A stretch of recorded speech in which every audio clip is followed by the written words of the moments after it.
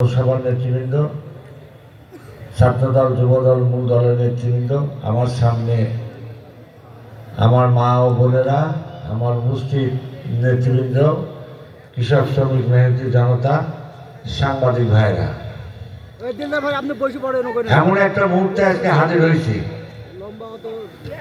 যখন বাংলাদেশ কাঁদছে, সারা পৃথিবী ম্যাডামের জন্য কাঁদছে। ম্যাডামের জন্য, ম্যাডামের কি হবে জানি না, তবে আপনারা দোয়া করেন। ম্যাডামের সুস্থতার দরকার আছে। 14 সালে যখন ম্যাডাম অর্ডার করতো, অর্ডার করার লোক এখন নাই। বলতো চান কোথায়, টেলিফোনে বলতো গুলশান অফিস থেকে। আজকে ম্যাডাম কি হবে আল্লাহর কাছে আপনারা ফরিয়াদ করেন। আমরা সমস্ত প্রোগ্রাম আজকে বাদ দিছি, আমরা খালি দোয়া করব।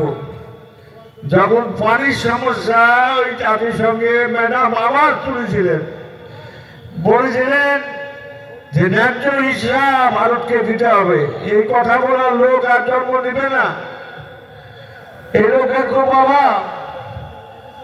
দীর্ঘদিন শহীদ প্রেসিডেন্ট জিয়া রহমান সাহেবের মরার পর তিনি যেভাবে বিএনপি হাল ধরে শক্তভাবে বিভিন্ন ঘাট প্রতিঘাতে ম্যাডাম এই দলকে আগে রাখিছিলেন, এটা ইতিহাস হয়ে থাকবে, সারা জীবন একটা ইতিহাস হয়ে থাকবে যে ম্যাডাম মানুষের জন্য সারা জীবন মানুষের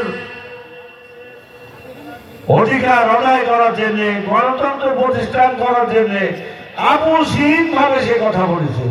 সে জীবনে কোনোদিন নিজের ভোট বিলাসের কথা চিন্তা করেনি। তিনি বারবার কারাগারে গেছে। একটা কথা যদি বলতেন ম্যাডাম, তাহলে হয়তো তার জীবনে এত কষ্ট লাঞ্ছিত হতো না। তিনি বারবার মৃত্যুর সঙ্গে পাঞ্জা লড়েও কোনো সময় স্বৈরাচারীর সাথে আপোষ করে নাই। আজকে বাংলাদেশের মানুষ যেমন কাঁদছে, পৃথিবীর মানুষও কাঁদছে। আজকে প্রত্যেকটা রাষ্ট্রপ্রধান আজকে ম্যাডামের জন্য আবেদন করছে, নিবেদন করছে, তারা দোয়া করছে, তারা বলছে আল্লাহ গণতন্ত্র মাকে তুমি ফিরে দাও আল্লাহ। আমরাও বলছি এই বিরোধী মাঠ থেকে আল্লাহ গণতন্ত্র মাকে তুমি ফিরে দাও আল্লাহ, তুমি রক্ষা করো আল্লাহ, খালেদা জিয়াকে রক্ষা করো আল্লাহ। আমাদের গার্জিয়ান নাই আল্লাহ, তুমি আমাদের মাকে রক্ষা করো, গার্জিয়ানকে রক্ষা করো। আমরা সমস্ত প্রোগ্রাম চারঘাট বাজারে বাতিল করেছি। আমরা শুধু ম্যাডামের জন্য এখন দোয়া ছাড়া আমাদের কিছু করণীয় নেই। উনি যতক্ষণ পর্যন্ত সুস্থ না হবে ততক্ষণ পর্যন্ত আমাদের দোয়া ছাড়া আর কোনো কাজ কাম নেই। আমরা সমস্ত প্রোগ্রাম বাতিল করে দিয়েছি। আজকে এখানে বড় প্রোগ্রাম হওয়ার কথা ছিল, কিন্তু সকালে সংবাদ শোনার পর সমস্ত কথা বাদ করেছি।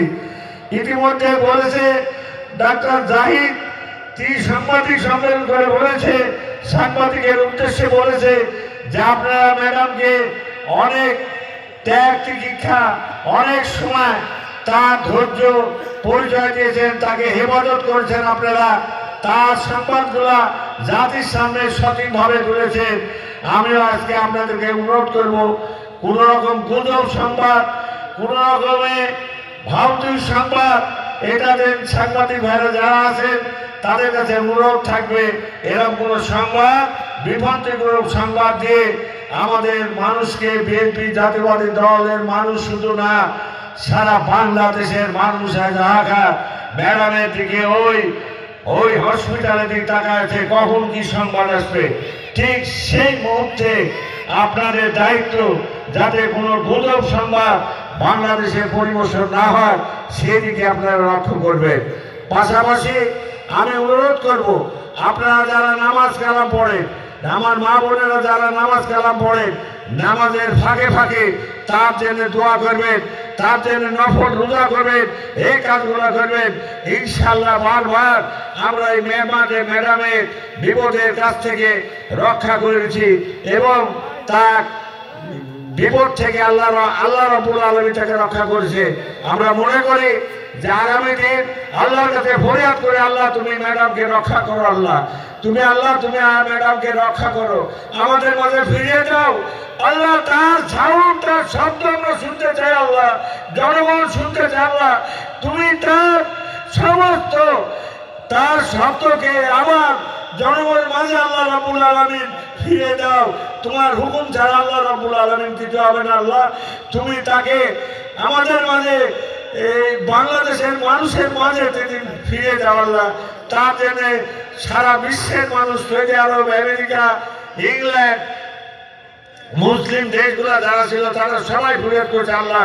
তুমি তার জন্য ফরিয়াদ, তুমি তার জন্য, আমরা তোমার কাছে ফরিয়াদ করছি এই বিনোদপুর মাঠ থেকে আল্লাহ। তুমি তাকে রক্ষা করো আল্লাহ, তুমি তাকে আমাদের মধ্যে ফিরিয়ে দাও আল্লাহ।